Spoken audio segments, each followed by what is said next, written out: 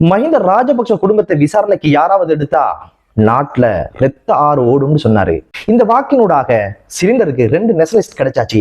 அதுல முதலாவது தினேஷ் குணவர்தன் உள்ள போறாரு. அவர் போறதுல எனக்கு என்ன பிரச்சனை நீங்க கேட்பீங்க இல்லையா? போனாலும் போறதுக்கு இல்ல, அழுது ஓட்டு கேட்கிறாங்கடா, காலடிக்கு வந்து கெஞ்சுறாங்கடா, எனக்கு கொடுத்து அதை வாங்கிக்கும், அதுக்கு அடிப்படை பண்றாங்கடா. இவங்க சமூகத்துக்கான அரசியலை செய்யறாங்க. நீங்க நினைக்கிறீங்களா? வாத்தி சொன்னாரு சுத்தப்படுத்துங்களே. இவன் என்ன பண்ணிட்டாங்க அப்படின்னு கேட்டீங்கன்னா, சுத்தப்படுத்துறதுக்கு பதிலாக அதுக்கு மேல போய் எல்லாத்தையும் மூட்டை கட்டி சுத்தி தலையை சுத்தி வீசியாச்சு. எல்லா குப்பைகளும் போகட்டும் அப்படின்னு சொல்லி. மீசான் டிவியின் தமிழ் பேசும் உறவுகளுக்கு அஸ்ஸலாமு அலைக்கும், வணக்கம். இந்த காணொலியில் நாங்கள் முழுக்க எதை பேச போறோம் அப்படின்னு கேட்டீங்கன்னா, புதிய பாராளுமன்றம், புதிய அங்கத்தவர்களுடைய பிரவேசம். இப்ப பழையவங்க எங்க போனாங்க, யார் யார் வெளியே போனாங்க, யாரெல்லாம் வீட்டில் உட்காந்துட்டு அழுகுறாங்க அப்படின்ற ஒரு விஷயத்த நான் உங்களோட பேச போறேன். இது வரைக்கும் எங்களுடைய சேனலை யாரெல்லாம் சப்ஸ்கிரைப் பண்ணலையோ அவங்க எங்களுடைய சேனலை சப்ஸ்கிரைப் பண்ணி வைங்க. பிடித்திருந்தா லைக் பண்ணுங்க. இது சம்பந்தமாக என்ன தோணுதோ அதை கமெண்ட்ல சொல்லுங்க. அதாவது வாத்தி வந்ததோட இனி அரசியல் தேவையில்லை, அரசியல் ஒரு சேவையா செய்ய பார்க்கிறார் வாத்தி, அரசியல் தொழில செய்ய முடியாதுன்னு சொல்லி மானத்தோட மரியாதையோட ஏதோ கோடியில சம்பாதிச்சாச்சு, அதையாவது சேவ் பண்ணுவோம் அப்படின்னு சொல்லி கொஞ்சம் பேர் ஒதுங்கியாச்சு. இன்னும் சில பேர் விழுந்தாலும் மீசையில மண்ணொட்டக்கூடாது, அப்படியெல்லாம் ஒதுங்க முடியுமா? ஏதாவது கோடிகளை கொடுத்து ஏதாவது பண்ணி மக்கள் ஓட்டு பண்ணுவாங்கன்ற நம்பிக்கையில களத்துக்கு வந்தாங்க. அவமானப்பட்டு அசிங்கப்பட்டு வீட்டுக்கு போயாச்சு. அப்படி வீட்டுக்கு போனவங்க எக்கச்சக்கமானவங்க, 60, 70, 80 பேர் பட்டியல் இருக்கும். சரி, முடியுமான அளவு யாரு எவருன்றதை நாங்க இந்த காணொலியில் விரிவாக பார்க்கலாம். சரி, டக்ளஸ் தேவானந்தா, சுமந்திரன் ஐயா, தர்மலிங்க சித்தார்த், அங்கஜன் ராமநாதன், செல்வராசா கஜேந்திரன், குலசிங்கன் திலீபன், MS தௌஃபிக், பிள்ளையான் மிகப்பெரிய ஆள் இல்லையா, மஹிந்தவுடைய செல்ல பிள்ளை, 50,498 வாக்குகளை பெற்றவர், அவரும் வீட்டுக்கு போயாச்சு. கோவிந்தன், கருணாகரன், அத்தாவுல்லா, ரொம்ப ஜோக்காவே பேசிக் கொண்டிருப்பார் இல்லையா, அவர் வீட்டில் இருந்து கதை சொல்லட்டுமே. முஷரப் முதுரபீன், அரசியல் ஒரு புரட்சி செய்ய வந்த மனிதர், அட்ரஸ் இல்லாம போயாச்சு இல்லையா. ஃபைசல் காசிம், அமீர் அலி, கடைசி அவர பிரச்சார கூட்டத்தில் ரொம்ப அழுதாரு. மயில்வாகன உதயகுமார், மருதபாண்டி ராமேஸ்வரன், வடிவேல் சுரேஷ், மனகொனசன், வேலுகுமார், தங்கமகன் அலி சப்ரி ரஹீம், அவரு 20க்கும் கையோசத்தி கெஹலிய ரம்புக்களை காப்பாற்றுறதுக்கும் கையோசத்தினாரு. அஜித் ராஜபக்ஷ, மனுஷ்ய நாணயக்கார, ரமேஷ் பத்திரன, சந்திம வீரக்கொடி, மஹிந்த ஆனந்த அலுத்கமகே, மஹிந்த ராஜபக்சவுடைய செல்லப்பிள்ளை இன்னைக்கு வீட்டுல உட்கார்ந்து அழுகிறதா போச்சு. சந்திரசேன 30 வருஷத்துக்கு மேல அரசியல் வாழ்க்கை, துமிந்த திசாநாயக்க பாப்பாட வாரிசாக வந்து 30 வருஷத்துக்கு மேல அரசியல் இன்னைக்கு அழுது கொண்டு வீட்டுல உட்கார்ந்து கொண்டிருக்கிறத பார்க்க முடியுது. ரஞ்சித் சீம்பலாப்பட்டிய, அனுர பிரியதர்ஷனயாப்பா, சாந்த பண்டார, பவித்ரா வன்னியாராச்சி இன்னைக்கு வீட்டுல. ஜோஸ்டன் பெர்னாண்டோ, மஹிந்த ராஜபக்சருடைய செல்லப்பிள்ளை ஜோனி, ரஞ்சன் ராமநாயக்க, டான்ஸ் அடிச்செல்லாம் மக்களை ஏமாற்ற முடியாது என்பதை மக்கள் சொல்லியிருக்கிறாங்க. அதே போல லிமன் லான்சா, மக்கள் வந்து இந்த ஜோன்சனையும் லிமல் லன்சாவையும் பிரசன்ன ரணவீரை மறந்திருக்க மாட்டாங்க. இவங்க தான் அங்க உட்கார்ந்து கொச்சிக்க தண்ணி அடிச்சவங்களும், கத்தி எடுத்து கதிரையை குளிச்சவங்களும், கதிரையை தூக்கி அடிச்சவங்களும். அவங்களுக்கு இதெல்லாம் ஞாபகம் இருக்குமா? இருக்காதே. 1, 2 மனசுல வச்சுட்டு இருக்கிறதுக்கு மக்கள் மறக்கல. வீட்டுக்கு அனுப்பி வச்சாச்சு. வீட்டுல உட்காந்து நீங்க உங்களோட சாமான்ல வீட்டுல உள்ள சாமான்களை உடச்சி விளையாடுங்க, அதை பார்த்துக்கொள்ளுங்க அப்படின்னு சொல்லி. திலும் அமனுகம ரோஹன திசாநாயக்க, சன்ன ஜெயசுமன், இவர் தான் வந்து டாக்டர் ஷாவிர விஷயத்துல வந்து அதை அரசியலாக்கி ஆசனத்துக்கு வந்தவர் இன்னைக்கு அட்ரஸ் இல்லாம வீட்டுக்கு போயாச்சு. தாரக பாலசூரிய, பிரேமலால் ஜெயசேகர, பந்துலநாள் பண்டாரகொட, நிபுண ரணவக்க, காஞ்சன விஜயசேகர, புத்திக பத்திரன, ஹரின் பெர்னாண்டோ, நிமல் சிறிபாலடி சில்வா 35 வருஷ கால அரசியல் வாழ்க்கையை முடிச்சாச்சு. டிலான் பெரேரா, கண்டி மாவட்டத்துல ஹலீம், பிரமித்த பண்டார தென்னகோன், ராஜித சேனாரத்ன, எஹாபாலனையில ரணில் விக்ரமசிங்கோட ரொம்ப நெருக்கமாக இருந்தவர். கடைசியில ரணில் விக்ரமசிங்கோட சேர்ந்து அவரோட அரசியல் வாழ்க்கையும் அழிஞ்சி போச்சு. ரோசான் ரணசிங்க, சசீந்திர ராஜபக்ஷ எல்லாம் ஓய்வு எடுத்தாச்சு. இவர் கொஞ்சம் ஏதாவது பண்ணி பார்க்கலாமே நினைச்சிருப்பாரோ என்னவோ, அவர் வேற ஒரு டிஸ்ட்ரிக்ட்ல கேட்டு இன்னைக்கு வீட்டுக்கு போய்த்தாச்சு. சஹாக்காவோட சேர்ந்து உட்கார்ந்து அழுது கொண்டிருக்கிறார். விஜயமணி சொய்சா, சாகல ரத்நாயக்க, ரணில் விக்ரமசிங்க அவங்களுடைய ஆலோசகரா இருந்தவர். இங்க ரணில் விக்ரமசிங்கோட சேர்ந்தவங்க இவங்க தான் உள்பட்டது. அவரும் கொழும்புல கட்டு வீட்டுக்கு போயாச்சு.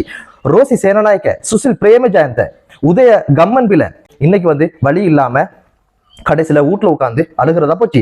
சரத் வீரசேகர, இவரை யாரும் மறக்க மாட்டாங்க. ஹிருனிகா விட்டு போயாச்சு. ஈரான் விக்ரம விட்டு போயாச்சு. இன்னும் பல பேருடைய லிஸ்டுகள் இருக்கும் நினைக்கிறேன். இப்படிப்பட்டவங்க எல்லாம் வீட்டுக்கு போயாச்சு. சில பேர் வந்து எலெக்ஷன் கேட்காமலே வீட்டுக்கு போனவங்கல பொன்சேகாவை சொல்லலாம், விபல் வீரவன்சைய சொல்லலாம், சம்பிக்க ரணவக்கைய சொல்லலாம்.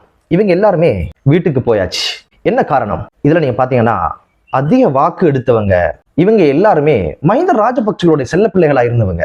இவங்களுக்கு என்ன வேலை? மஹிந்த ராஜபக்ச இந்த நாட்டுக்கு எதை செஞ்சு வச்சாரோ அதுக்கு பின்னால வாரிசுகளா உருவானவங்க.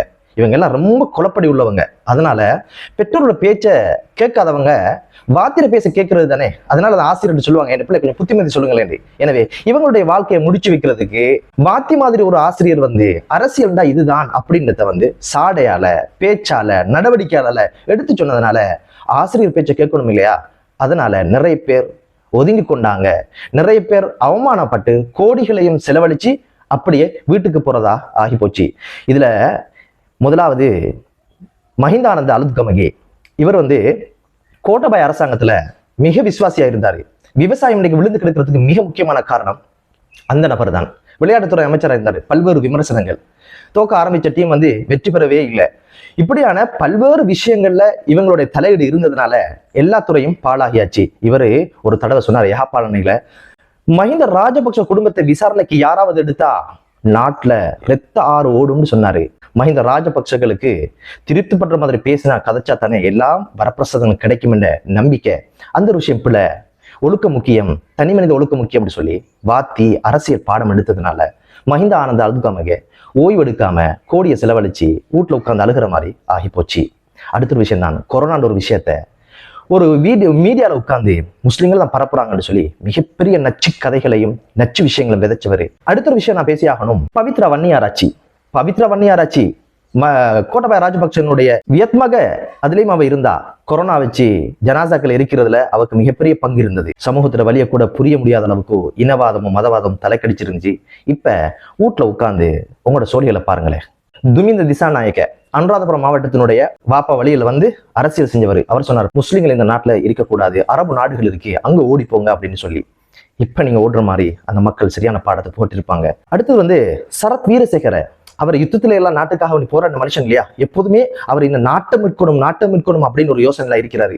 அவருக்கே ஏதோ சைக்காலஜி பிரச்சனை இருக்கும் போல இருக்கு. அவர் இன்னொரு பிரச்சனை நாட்டில் நடந்தாலும் முஸ்லிம் பயங்கரவாதம் என்று தான் ஆரம்பிப்பாரு. முஸ்லிம்களை தான் கொண்டு முடிப்பாரு.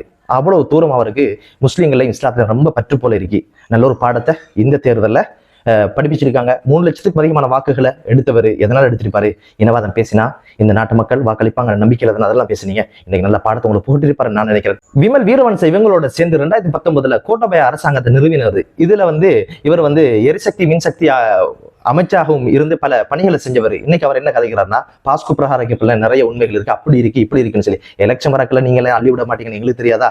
என்னதான் சொன்னாலும் முஸ்லீம் சமூகமோ கிறிஸ்துவ சமூகமோ பௌத்த சமூகம் கூட உங்களை நம்புறதுக்கு தயாரில்லை. உங்களோட இனவாதம் உங்களை மனசுக்குள்ள வச்சுங்க, இனி வீட்டுக்குள்ள அதுல செஞ்சு கொள்ளுங்கன்னு உங்களையும் வீட்டுக்கு அனுப்பியாச்சு. அடுத்த ஒரு விஷயம் நான் பேசி ஆகணும். தினேஷ் குணவர்தன. இந்த தினேஷ் குணவர்தன ஏன் நான் பேசுறேன்னு கேட்டா, அவர் போட்டியிலே இல்லை, ஆனால் சிலிண்டருடைய நேஷனலிஸ்ட்ல அவர் இருக்கிறாரு. சிலிண்டருக்கு கிடைச்ச நேஷனலிஸ்ட் 2, அவங்களுக்கு கிடைச்ச மொத்த ஆசனம் 3, மொத்தமாக இப்ப 5. முஷர்ரஃபுக்கு வாக்களித்தவர்கள், அத்தாவுல்லாக்கு வாக்களித்தவர்கள், இசாக் ரஹ்மானுக்கு வாக்களித்தவர்கள், இவர்கள் யாரும் பாராளுமன்றம் போகல. இவங்க போனாலும் போகாட்டியும் இந்த வாக்கினூடாக சிலிண்டருக்கு 2 நேஷனலிஸ்ட் கிடைச்சாச்சு. அதுல முதலாவது தினேஷ் குணவர்தன உள்ள போறாரு. அவர் போறதுல எனக்கு என்ன பிரச்சனை நீங்க கேட்பீங்க இல்லையா? அவர் யார் தெரியுமா? அவர் தான் கோட்டபாய அரசாங்கத்துல ஃபாரின் மினிஸ்டரா இருக்கிற நேரம், ஜனாசாக்கள் எரிஞ்சு கொண்டிருக்கிற நேரம், ஐநா சபையில மனித உரிமை மீறல் சம்பந்தமான பேச்சுக்கள் வர நேரம் இவர் சொன்ன வார்த்தை என்ன தெரியுமா? சிறுபான்மையாக வாழுகின்ற இந்துக்கள், முஸ்லிம்கள், தமிழர்கள், இஸ்லாமியர்கள் எல்லாருமே அமைதியாகவும் பூர்ண சுதந்திரம் வாழுதாங்கன்ற ஒரு அப்பட்டமான ஒரு பொய்ய சொன்னாரு.